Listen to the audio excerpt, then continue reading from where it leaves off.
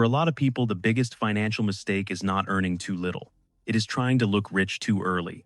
A better apartment, a nicer car, clothes that seem to match the raise, dinners out that quietly become routine. On their own, each upgrade feels harmless. Together, they do something expensive. They lock you into a lifestyle before your balance sheet is strong enough to support it. That is how people end up making decent money and still feeling financially fragile. From the outside, everything looks fine. The right zip code, the right clothes, the right restaurants. But behind the scenes, there is no real margin, no meaningful cash reserve, no investing momentum, no room to absorb a setback without stress. A life can look solid long before the finances underneath it actually are.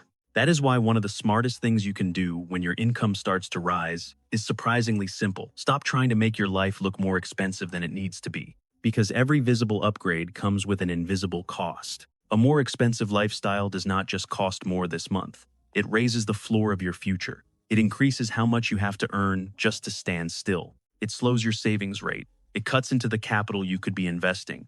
And over a decade, that gap compounds into something much bigger than most people realize. That is the part people miss. Looking richer and getting financially stronger are not the same thing. In a lot of cases, they compete with each other. The money used to impress other people is the same money that could have built your emergency fund, paid down high-interest debt, increased your investing contributions, or bought you more flexibility down the road. One path improves your image, the other improves your options. And options matter more, because the real value of money is not performance, it is optionality. Money gives you breathing room. It buys back time. It helps you handle bad luck without panic. It lets you make decisions from a position of strength instead of pressure. That is a very different goal from simply looking successful. So if your income is going up, or a raise bonus, or a strong year is finally showing up, the question is not, what can I upgrade? The better question is, what can I strengthen before I expand? That one shift changes almost everything. Because the fastest way to stay stuck is to let your lifestyle grow at the same speed as your income. But if you can delay that urge, even for a few years, you create something most people never build. Financial slack, investing momentum, and the quiet kind of wealth that does not need to announce itself. That is where real freedom starts. Not when your life looks expensive, when your finances are hard to break, and once you upgrade too fast, there is another problem. It becomes emotionally expensive to go backward. That is the trap people rarely talk about. On paper, cutting costs sounds simple. Move somewhere cheaper. Stop shopping for a while. Cook at home more. Delay the vacation. Keep the old car. Wear what you already own. None of that sounds dramatic when you say it quickly. But once your identity gets tied to a certain standard of living, even smart financial decisions can start to feel like failure. That is why lifestyle inflation is not just a math problem. It is a psychology problem. The issue is not only that a higher cost lifestyle takes more money to maintain. The issue is that once you normalize it, anything below it starts to feel like loss. And people will tolerate a shocking amount of financial pressure just to avoid the discomfort of feeling like they are moving backward. That is how someone can earn more, spend more, and still feel trapped. Because if your spending expands every time your income expands, your life does not actually become more flexible. It just becomes more expensive to maintain. And that is a dangerous way to live. Because sooner or later, real life interrupts the fantasy. A layoff, a health issue, a bad market, a rent increase, a family emergency, a slowdown in business. When that happens, the question is not whether your lifestyle looked good during the good months. The question is whether your finances can absorb stress without pushing you into panic. That is why restraint early on matters so much. Not because you should deprive yourself forever, not because money is only meant for survival, but because every fixed upgrade you lock in too early becomes a bill your future self has to keep paying. And fixed costs are the heaviest kind. They reduce your room to maneuver. They raise your break-even point. They make career risk harder to take. They make bad months more dangerous. So the goal is not to never improve your life. The goal is to improve it in a way your balance sheet can actually support. Slow upgrades are usually sustainable. Fast upgrades often turn into financial handcuffs. And if you are serious about building wealth, you should care a lot more about flexibility than appearances. Because the person with the lower burn rate, stronger cash reserves, and higher savings rate is usually in a much better position than the person with the nicer looking life on the surface. One looks successful, the other is becoming durable. That is the difference that matters over a decade. There is another reason people stay stuck financially, and it is more subtle. One upgrade rarely stays one upgrade. You buy one nicer thing, and suddenly the rest of your life starts to look out of place next to it. A better jacket makes your old shoes feel wrong. A nicer apartment makes your furniture feel temporary. A luxury purchase makes your everyday basics suddenly feel beneath you. And now, one decision quietly creates five more. That is how status spending spreads. Not all at once, but in chains. What looked like a single purchase was never really a single purchase. It was the start of a new standard. And once that standard exists in your mind, everything around it starts asking to be upgraded too. That is why unplanned lifestyle spending is so expensive. It is not just the price tag of the item. It is the entire ecosystem of extra spending that item tends to trigger. So the smarter move is not to ban every upgrade. It is to put constraints around the upgrades you do allow. If you are going to buy something better, make sure it works with what you already own. Make sure it solves a real problem. Make sure it adds utility, not just image. Make sure it does not trigger a whole new layer of spending just to feel complete, because strategic upgrades strengthen your life. Vanity upgrades usually multiply your costs, and this is where people go wrong. They assume more expensive automatically means better. But expensive only means better when it serves your real life better. Otherwise, it is just a more expensive way to chase the same insecurity. The strongest defense against this is simple: buy fewer things, buy them more intentionally, and build your life around function before appearance. That one principle saves more money than most budgeting tricks ever will. Because when your spending is built around utility, instead of signaling, you stop chasing the endless chain reaction of now, I need one more thing. And once that chain breaks, keeping money gets a whole lot easier. Once you stop trying to look expensive, something else becomes possible. You can finally use money for what it does best. Not performance, not signaling, not proving something to strangers, but buying back control. This is where people start to see money differently. Because money is not just for buying stuff. It can also reduce stress, protect your time, and increase the number of choices available to you. That shift changes everything. Used one way, money disappears into appearances. Used another way, it quietly builds leverage. It can shorten the distance between you and financial security. It can give you the margin to say no to bad opportunities. It can help you build a calmer schedule, a safer life, and a future with more room in it.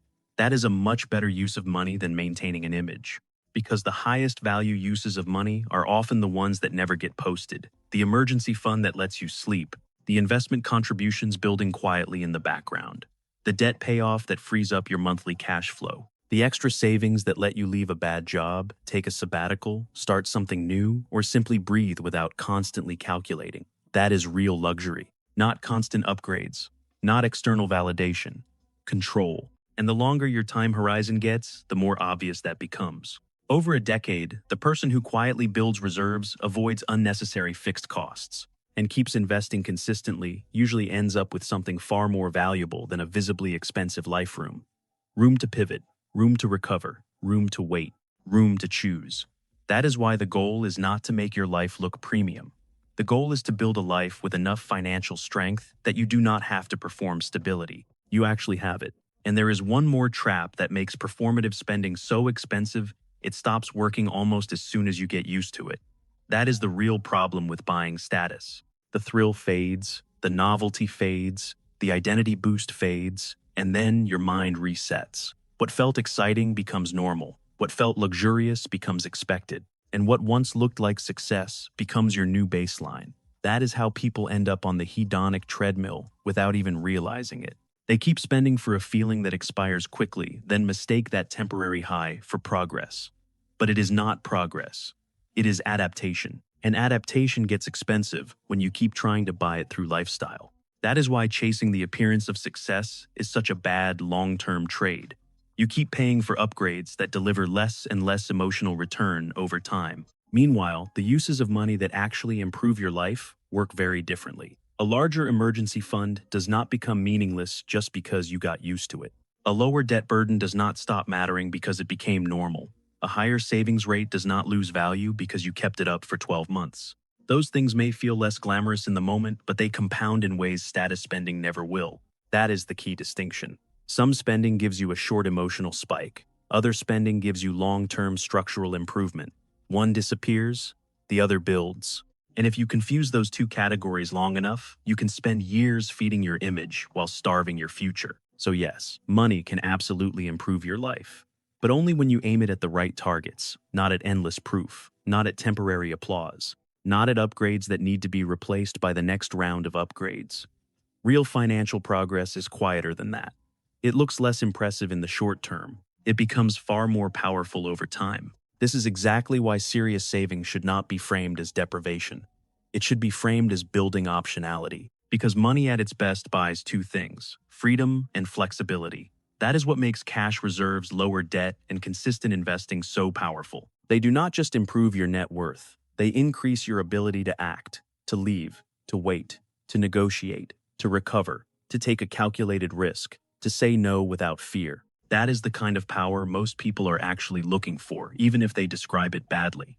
They think they want the expensive version of life. What they usually want is control over their time, their work, their environment, and their next move. And that takes liquidity. It takes slack. It takes a financial buffer between you and desperation. Call it an emergency fund. Call it a freedom fund. Call it a flexibility reserve. The name matters less than the function. Its job is simple: to make sure a bad situation does not automatically become a trapped situation. Because when you do not have savings, everything becomes more expensive psychologically. A problem is not just a problem. It becomes a threat. A car repair becomes panic. A medical bill becomes fear. A bad boss becomes something you have to tolerate. A layoff becomes a crisis measured in weeks. That is why building savings is not just about being responsible. It is about reducing fragility. And over time, that reduction in fragility becomes one of the most valuable forms of wealth you can own. Because the person with cash reserves has time to think. The person with low fixed costs has more room to adapt. The person with a strong savings habit can take opportunities that the overextended person has to watch pass by. That is what serious money should do. Not help you look harder to impress. Help you become harder to corner. That is real financial strength. And once you get enough distance from the pressure to perform wealth, something surprising starts to happen: you want less. Not because ambition disappears, not because you stop caring about quality, not because money no longer matters, but because your relationship with enough starts to change. You stop measuring your life against what other people are signaling. You stop using spending as proof. You stop treating every desire like a command, and that makes contentment possible. This is where financial maturity starts to look very different from consumer culture. Consumer culture trains you to stay dissatisfied. It needs your attention restless and your standards unstable. It needs you comparing, upgrading, replacing, refreshing. But wealth building depends on a different emotional skill: the ability to feel secure without constant stimulation. The ability to say, "This is enough for now." The ability to enjoy what you have without immediately turning it into a reason to want more. The ability to spend from conviction instead of insecurity. And ironically, that is when spending starts to feel better. Because when you do choose to spend, it is no longer driven by pressure comparison or image maintenance. It is tied to something real: your values, your priorities, your actual life. That kind of spending tends to create less regret, because it is cleaner, more honest, more aligned. You are no longer buying for an audience.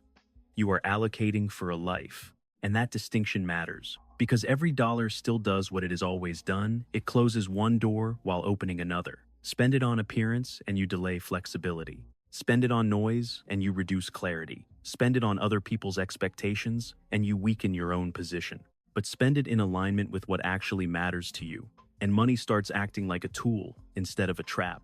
That is a much calmer way to live, and usually a much richer one too. So if you are serious about saving real money, here is the principle: do not rush to look successful. Use that time to become financially stronger instead. Because wealth that needs to be displayed is usually less secure than it looks, and wealth that is quietly built is usually more powerful than people realize. Your goal is not to impress the room. Your goal is to build a life with enough savings, enough investing momentum, and enough flexibility that you can make decisions without panic.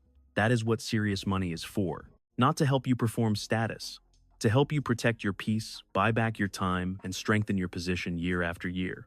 Win the decade, not the display. And now I want to hear from you. What is one expense people normalize that quietly keeps them financially stuck? Drop it in the comments.